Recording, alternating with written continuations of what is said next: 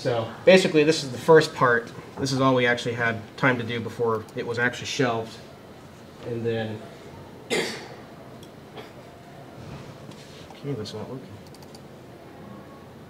Do it this way.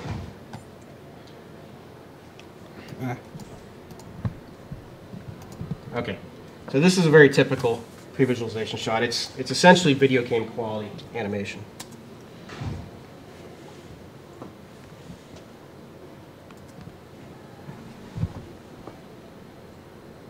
So it would move away.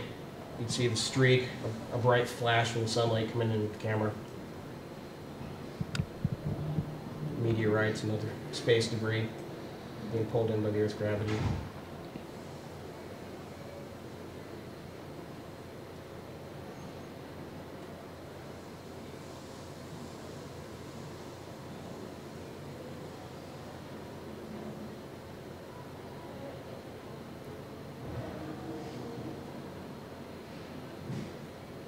So it flies through, and then basically you're supposed to cut.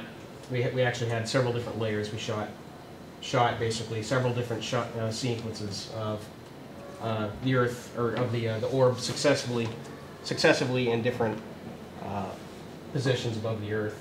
What were you using to create that? This was all done in Maya, which is a high end. That's a standard, because usually what happens at the end of these visual previs sequences is once it's approved by the director or the visual effects supervisor, they can actually just send these files directly to Industrial Light and Magic or whoever, because they're already plugged into that software, and they just literally just import everything into their programs and then render everything in high resolution, photorealistic resolution.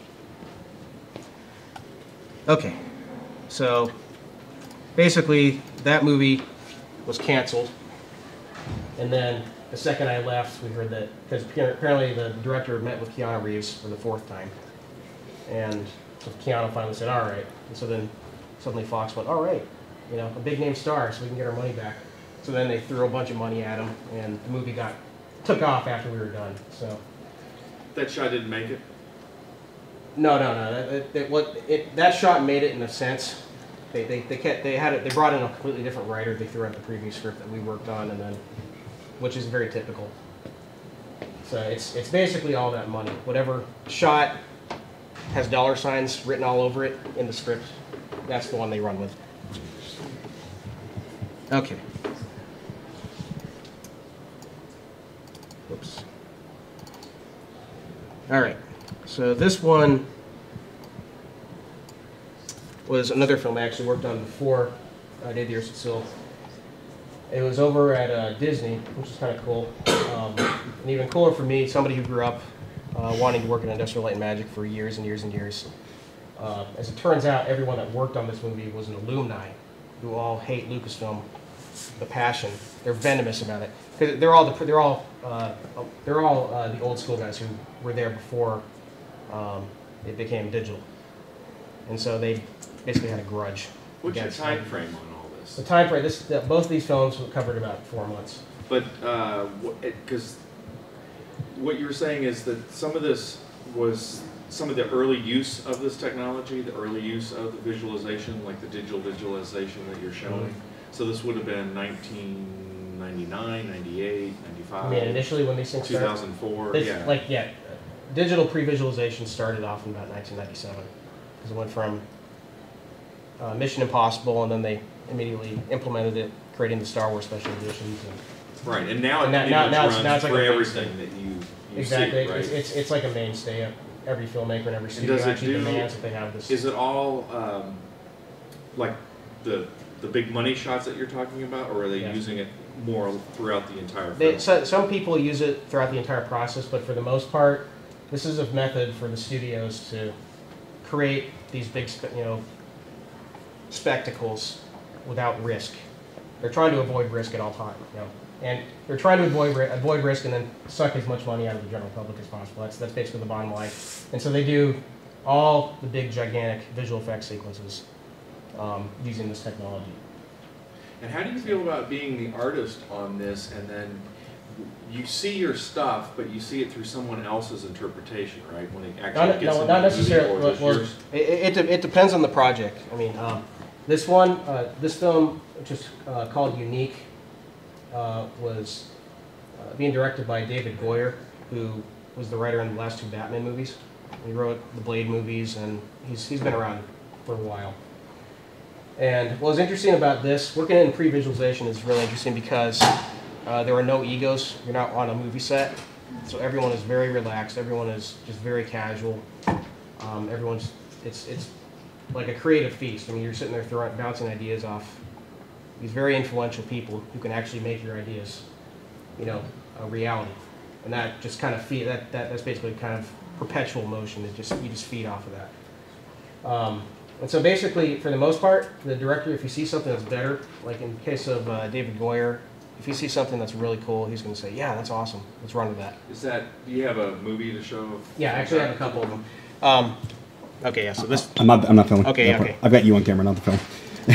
What I'm going to show, this right here was a test. And basically the premise of the story, and just real quick synopsis, is there's a movie that came out prior to this. Actually, it was out when we made this, called Jumper. Okay. David wrote a draft of that, and because he was forced to. But basically, it's the same principle. He took the basic idea of that movie, which was that there are these like superhero type people who can jump between universes, and he took that in a whole different direction. It was actually a lot better, this version. So what we did is, this sequence has basically what happened is this guy is an evil scientist. He's like an evil Professor Xavier from the X-Men. So what he did is he created this machine that actually created a wormhole and at one point split the universe into 2. But there were a group of people that were born at this very specific moment that split happened, and so that permitted them to be able to jump in and out of both universes. So the main character, the protagonist, is actually at his mansion in one of these universes, and the other universe is basically just an empty lot in Malibu somewhere. So in between the universes, we created this thing called Zero Time, which is basically the 4th dimension. They went to Stanford and talked with a bunch of physicists about this, so it was somewhat plausible just to sell it. And then there's a lot of creative license taken on top of that. So what happens is when you're in this 4th dimension, every conceivable movement that you make is actually captured, and so it's slowly you become this like organic mass. It's very, very abstract type of work. And we actually had a lot of conceptual designers referencing a lot of like Salvador Dali and just strange other avant-garde artists.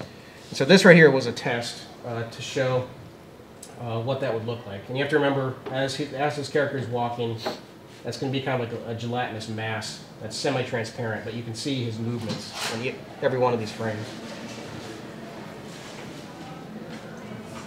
So this is essentially a computer graphics sketch. And what we did is we actually shut down the Disney lot and did a visual effects test shot, and because we were actually going to do this in stereo 3D, and it actually looked really cool. So and there's some other things where the main protagonist actually captures the ball because he sees it streaking through the air as like this continuous line of glitter. Were you able to achieve your goal? Yeah, I mean the visual effects test shot was excellent. It looked really good. And if for some reason, like, what would be the example of this not working then? If they don't like, I mean, you have to sort of conceptualize this concept to be able to see it in its final form. So there's... Yeah. No, the only reason it wouldn't work is if the studio executives wouldn't get it, which they didn't. They just couldn't wrap their minds around it. It was too esoteric for them. So, and incidentally, that happens 90% of the time in movies. There's a lot of films out there that don't get made. Okay, so this is one of the big action sequences. The main guy steals a car carrier, and he's screaming down one of the universes, one of the worlds, down this little treacherous road through Malibu. And basically he's going to attack the other world. He's basically going to jump through the 4th dimension with this truck and try to take out the bad guy. So it's very straightforward. Okay.